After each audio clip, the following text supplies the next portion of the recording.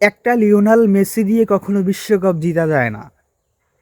একটা বিশ্বকাপ জিততে হলে এমিলিয়ানো মার্টিনেজ লাগে, লাউতারো মার্টিনেজ লাগে, আলভারেস লাগে, এনজো ফার্নান্দেস লাগে, অ্যানহেল ডি মারিয়ার মতো প্লেয়ার লাগে।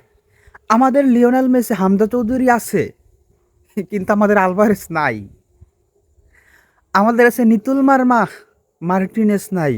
নিতুল মার্মার মানবতার ফেরিওয়ালা, এতই তার মানবতার ফাঁক বড় যে হিন্দে বল মারবে হিন্দে চাই বিজ্ঞা। হামজা চৌধুরী ভাই, অসাধারণ গোল, বর্ণনা করা যায় না। হামজার গোল নিয়ে বলা যায় না।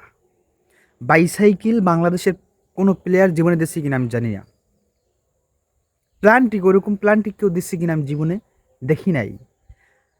ডিফেন্সে হামজা চৌধুরী, মিডে হামজা চৌধুরী, এটাকে হামজা চৌধুরী, গোল করবেন হামজা চৌধুরী ভাই, একা কি করবে আর কি করবে? তোমরা 10 জনে মিললে একটা গোল ঠেকাইতে পারো না। এই হলো বাংলাদেশের, মানে কোনটা নিয়ে বলবেন? আজকে ভিডিও বানাবো, নেপালকে হারিয়ে দিল হামজা একা, কিন্তু ম্যাচ আমরা যে লাস্টে 2 মিনিট থাকতে ড্র করি।